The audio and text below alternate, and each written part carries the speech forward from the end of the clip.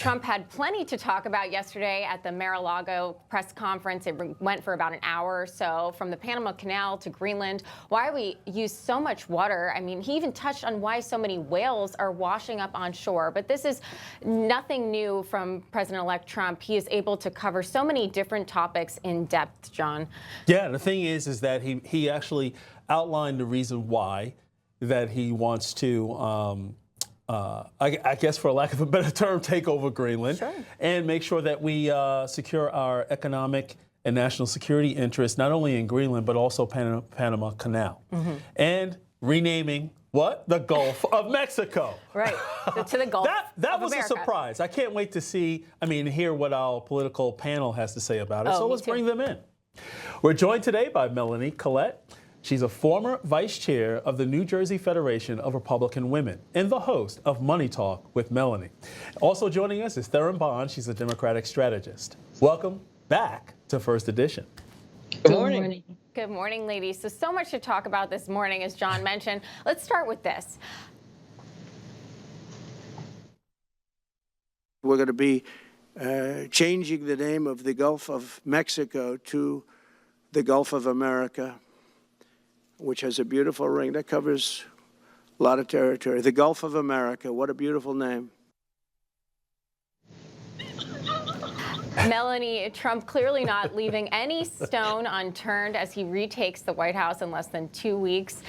This is also hearkening back to the time of the Monroe Doctrine, where James Monroe basically talked about all the various places he would like to exert American influence. But your thoughts on changing the name of the Gulf of Mexico to the Gulf of America? Listen, I thought it was hilarious. My Democrat friends and my anti-Trump friends immediately sent me a text message when that happened. I think I was in a meeting, and I said, you people need to relax. Listen, we are to take President Trump seriously, but not literally. People need to just calm down. But it's once again, just like him talking about Panama and Greenland, he's being very strategic here, and he puts ideas out there that are beneficial to America. It doesn't mean that he's going to dictator style try to invade these places or anything like that. But I think he's just coming up with bold new ideas to spread American influence and to put America first. And there's nothing wrong with that. That's his job. Hey, folks, it's not a joke. In fact, Marjorie Taylor Greene is actually starting legislation to rename the Gulf of Mexico. And as the Mexican people actually, as they call it, for the last several hundred years, El Golfo de Mexico is now going to be the Gulf of America. What say you, Theron? I want to know who President-elect Trump's world history teacher was, because I am sure they had a time on their hands.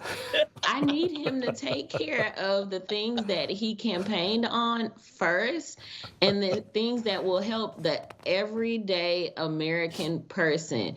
And that's lower the cost of gas, lower anything else that's inflated, and lower the cost of these eggs that are $9 plus a dozen. Like, let's do some things that will be instrumental into the lives of everyday Americans and stop playing world geography and Carmen Sandiego. We've got some serious things to tackle with here. Well, you know what? Just like when you go to restaurants, Theron, you order an omelet, it comes with toast and some other garnishing. Consider these things the garnishing.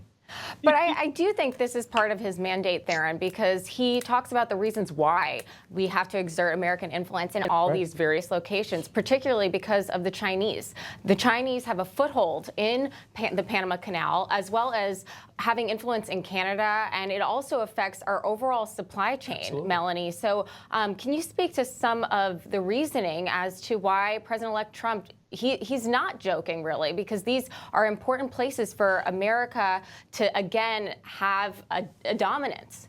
I think that you just alluded to them there being economic and also security-wise as well. So those are two major points and major reasons why he is bringing these things up. And not for nothing, the Biden administration and administrations before this have not taken these things into consideration as far as being proactive in protecting America from the influence of China, which has been very heavy-handed all over the world. We know that they are bent on world domination and tapping down American influence, and that's just something we simply can't have if you enjoy little freedoms like being able to read your Bible. and go to church and free speech and all of the things that we enjoy under our Constitution. So those things are certainly to be taken very seriously, and that's why President Trump is bringing these things up.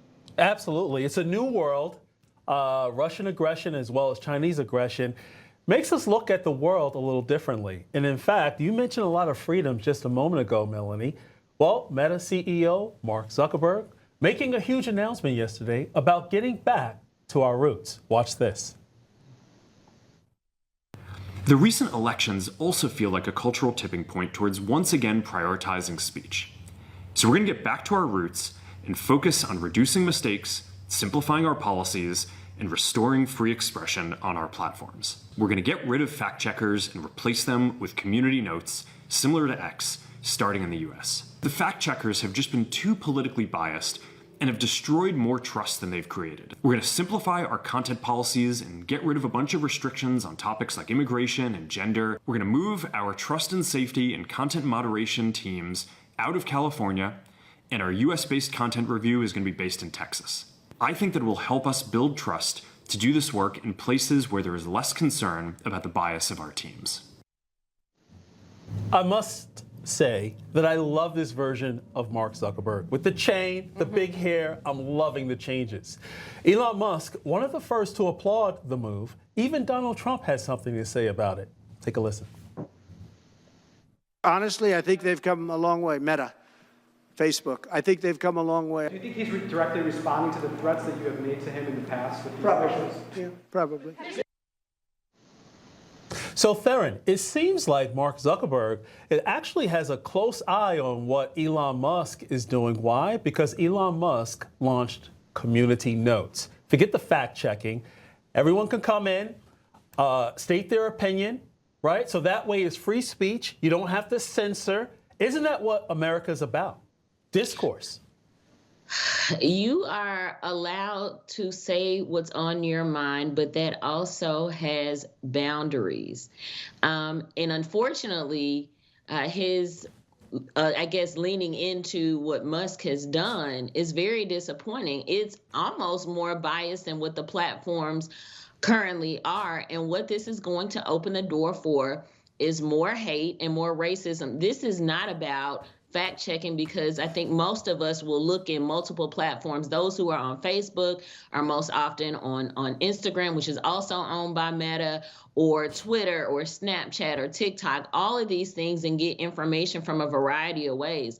But what this is going to open the door for is more women being able to be spoken to in a derogatory manner, more racial tropes being able to be thrown, and with that community fact-checking group being based in Texas, a red state where we've seen a lot of racism thrown around. That's what this is about. This is about giving a gateway to people to say what they want without retribution. And it's not about having a safe discord or honest conversation. It's about a one-way ticket to get what's off your chest, even if it means calling somebody something that should never leave your mind and shouldn't even be a real thought, and giving people carte blanche to do that.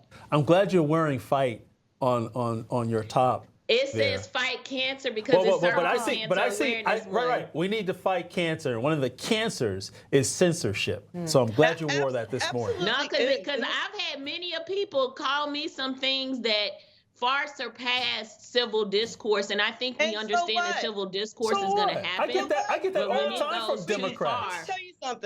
Let me tell you something. We're gonna get caught as soon as we get off air. Somebody's gonna be in my DMs talking about some kind of racial slur, and mostly people who look like me. I'm a grown woman. So are you. We are on national TV. That is not a big deal. Sticks and stones. And by the way, let racists say what they're gonna say. How are you gonna know they're racist if they're not able to say what they want to say? Amen. You cannot compel people's speech. We need to know what is on their minds, and we can't do that if we are censoring what is coming out of their mouths. It makes absolutely no sense. But we shouldn't give them a platform to do that. All the lying. But and the problem is no recourse.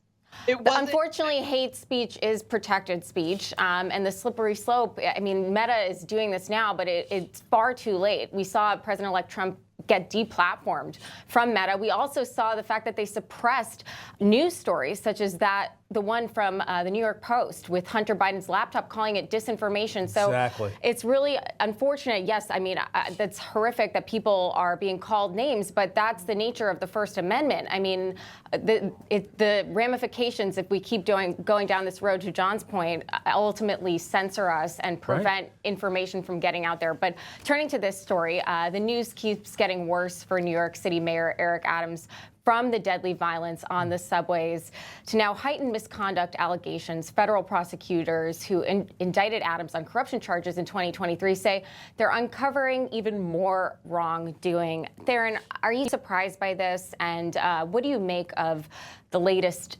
allegations coming on basically damning the Eric Adams administration?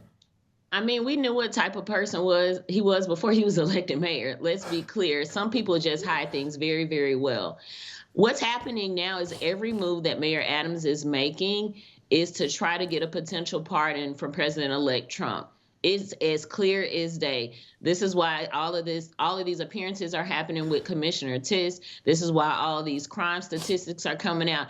He is putting on a good show to get what he needs to protect his behind, which in turn is not best protecting New Yorkers. And I would hope that when the time comes that New Yorkers get a better representative of their city, because right now Mayor Adams is not it.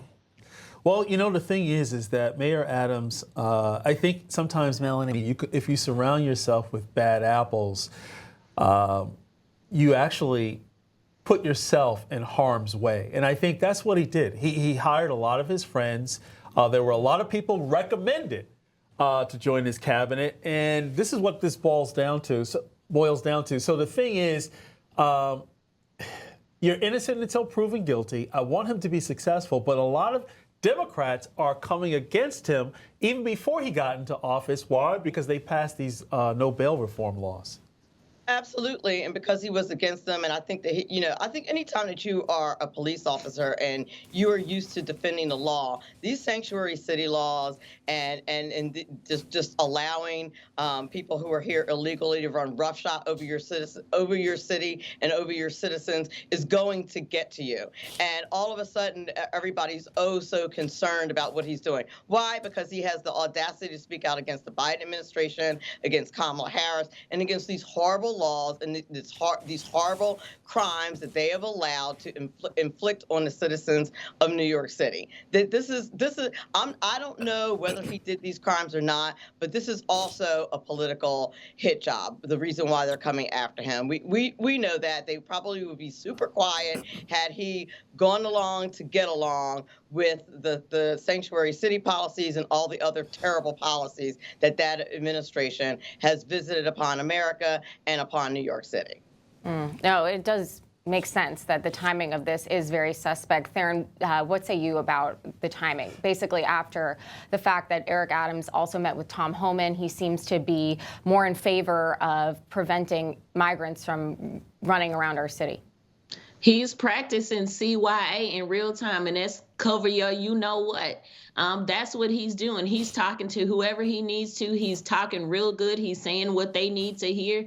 He's willing to bend a little to get what he needs in order to be pardon ready by President-elect Trump. And he knows that if he does what President-elect Trump has suggested or what he wants to see from New York, that betters his chances. And that's what he's doing.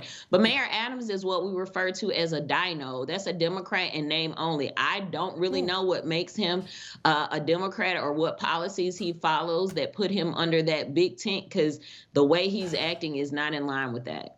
You know what? I would have liked to have seen this energy from you, Theron, when it came down to Hunter Biden before the pardon.